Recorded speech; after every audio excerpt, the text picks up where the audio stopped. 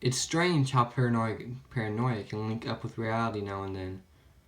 Philip K. from his book A Scanner Darkly.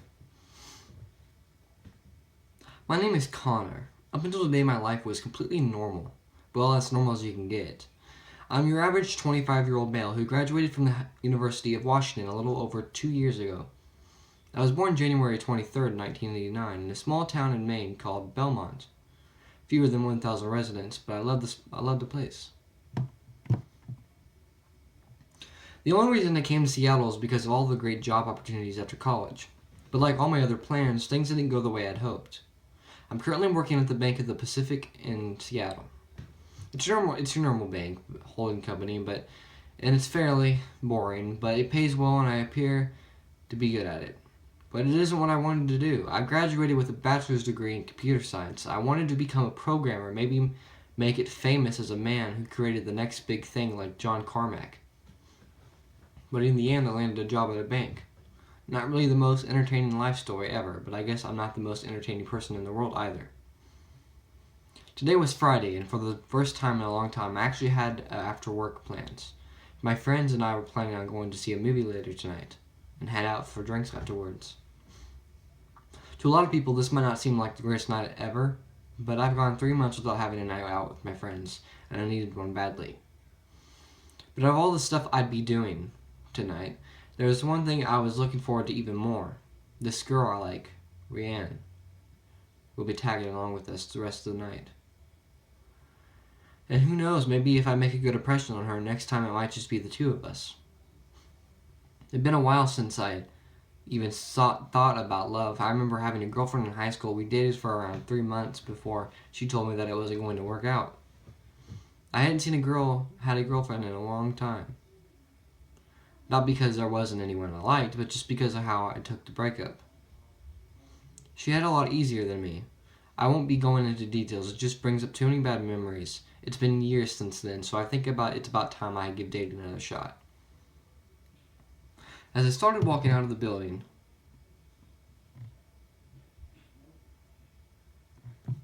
I noticed the amount of police cars in the area. There were people gathered all around to see what exactly was going on, but the police didn't appear to be giving away any information at the time. It was probably some kind of car wreck, or a fight that broke out. Either way, I had to go home and get ready. I own a blue 2004 Audi S4 sedan, and I'm one of those people who get overly attached to their car. And it might not be the newest or most in-shape cars out there, but this car has been with me for years now. I get in the car, pull out of the parking lot, and head out. I had arrived at my rundown apartment complex at around 3:30. The place wasn't in the best shape, didn't cost much though. I had just graduated when I first started living here, and at the time it was all I could afford. A few years have passed since then, and this place makes me happy. And it has some other benefits as well. My apartment is at the end of the second floor hallway. Room 208. I put my key in the lock, only to find that it was already unlocked. It's this terrible habit I have, leaving an apartment unlocked from time to time.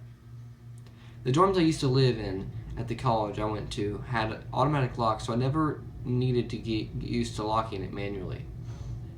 My apartment itself was nearly as bad as the exterior. I was a slob. I had clothes lying everywhere, garbage next to the trash can. Not in it, but literally sitting next to it.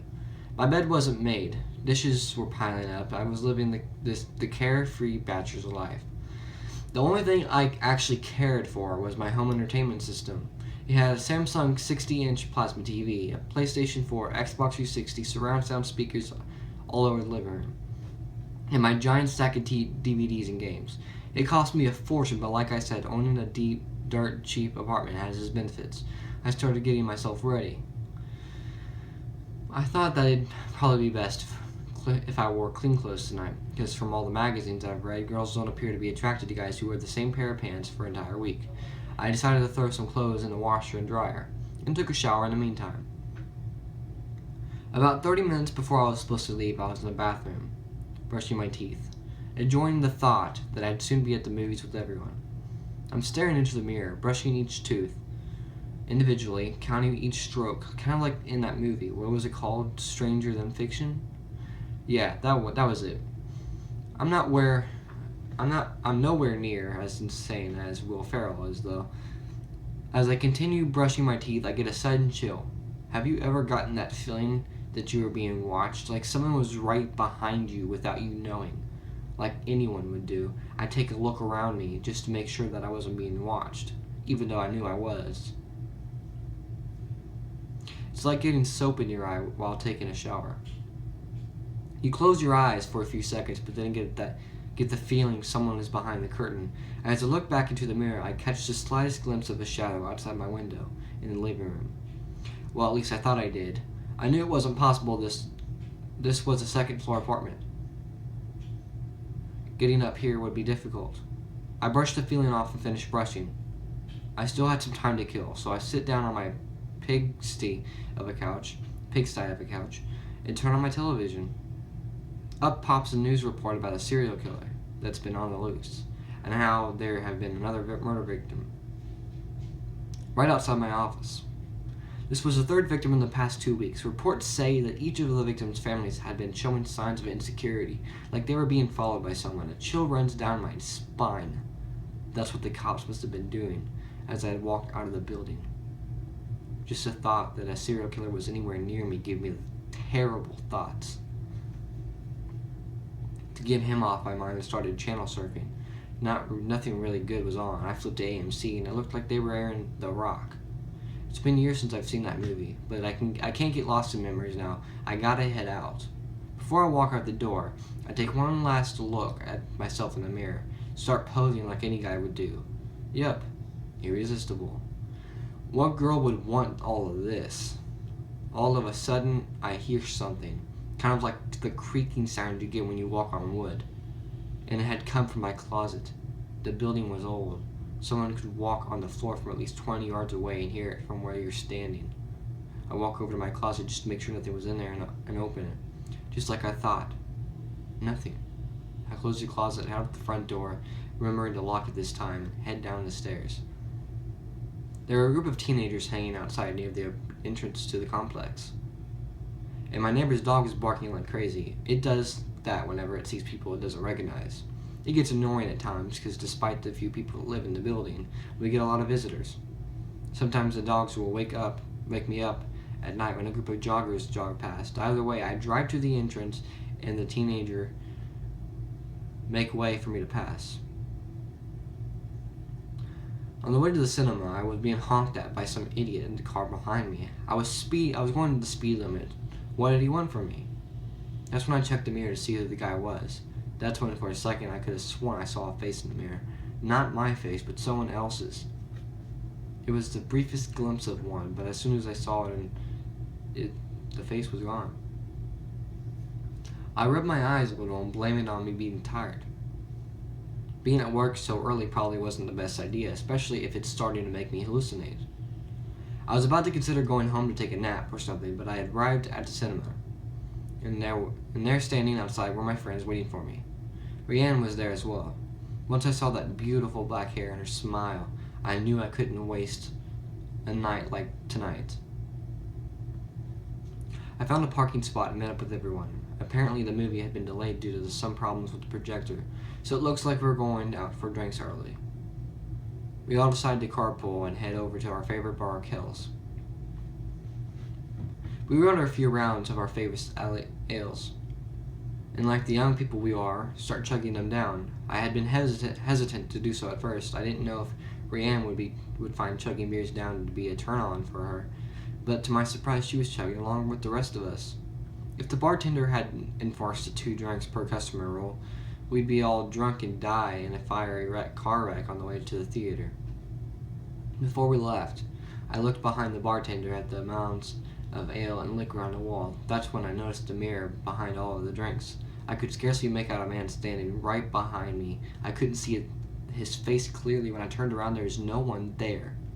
This time I blamed it on the alcohol. But just to make sure, I asked the bartender if he saw a man behind me a second ago. He replies that he hadn't. I really need to figure out a way to stop these hallucinations from occurring. As we arrived at the cinema, my friend Jeff hands us all our tickets. Up until this point, I had no idea what kind of movie we were going to see. After the ticket taker hands me back my movie ticket, I look down at it to check. Oh, hell no. Rianne comes up to me, noticing my expression. Scared? She says as she smiles and walks toward the theater. I knew I couldn't pass to this eerie feeling because now I'm more paranoid than ever. The theater was having a horror feature night, and my friends thought it'd be a good idea to see a horror movie called Mirrors. It was about a serial killer who used mirrors to teleport through them and kill his victims with ease. Now, I know that movies like this can't possibly happen in real life, but you can't blame me for not wanting to look at another mirror for a while, especially with the hallucinations I've been having today. More importantly, though, there was one good thing that happened tonight. Brianne had such a good time with me that we scheduled another date to go out for dinner next week, and this time it'd just be the two of us. We had it all planned out. We'd meet each other next Friday night at Olive Garden. Just like me, she loves Italian food. Maybe catch a movie if we hadn't gotten too late. And after that, maybe we might actually start dating regularly. On the way home, I noticed how foggy it had gotten. Usually I wouldn't think about it too much, but it's the middle of the summer, and here in Seattle we don't get too much fog due to the city lights and everything. It's actually starting to creep me out. I've never been the biggest fan of fog. Tons of accidents happen due to the idiot drivers who forget to turn on their lights and end up colliding with another car. But driving alone in the fog after watching a horror movie can make you paranoid beyond belief. I might not seem like it, but I am a horror movie expert. Everything I'm doing at the moment is screaming code red. But there was no one I could really drive home with, and if I had asked Rand to come with me, that might give her the wrong idea and ruin all chances I have with her. The drive home was really quiet. It hadn't been that late at night. There are usually people driving down the streets until at least midnight. With all of this freaky stuff that had been happening today, I might actually be in a horror movie myself. Then upon instinct, I checked my rearview mirror. Did you ever watch the television series The Twilight Zone? I distinctly remember an episode about a girl who decided to take a trip across the states, and there would always be a man popping out everywhere, just out of the blue. There, sitting in the back, was a man. At least I think it was a man. He was covered in a silhouette of darkness, but the figure looked like that of a male. For 10 seconds, I just stared. I couldn't speak, move, or even breathe. I just looked into the mirror and watched as this man sat there silently. I quickly turned around only to find nothing but empty fast food bags and then another garbage. This was getting out of hand. I couldn't handle what was going on. My mind couldn't comprehend what was happening. It wasn't my brain's fault. I can't blame it on being tired anymore, because at that moment I was wide awake. And all I could think about was getting home as soon as possible. I sped up, and in a matter of minutes I was home. I checked in my side view mirror this time, and about 30 feet away I saw a distinct figure walking slowly to my car. I got up out of the car as fast as I could and bolted up the stairs to my floor. I look over the railing, and this time I knew he was real. I see him by the car slowly walking towards the stairs. He was after me. I start slamming all my neighbors' doors, begging for help, but no one came to help. I looked over my shoulder. The man was walking up the stairs. I ran to the door and bolted inside my apartment and slammed the door shut, got in my closet, and just waited. It felt like an eternity. I waited in that closet, hoping for some sign that I would be okay. I hear the neighbor's dog barking outside my apartment, and that can only mean it sees the man as well. So I know that I'm not going crazy. He is, in fact, real. What was going to happen to me? Was he going to kill me? Then the barking stops, and everything around me goes cold. I hear footsteps on the other side of the wall. It was him. I kept praying to myself, hoping that everything would be alright. The footsteps stopped right outside my front door, and I realized something. Had I locked my front door?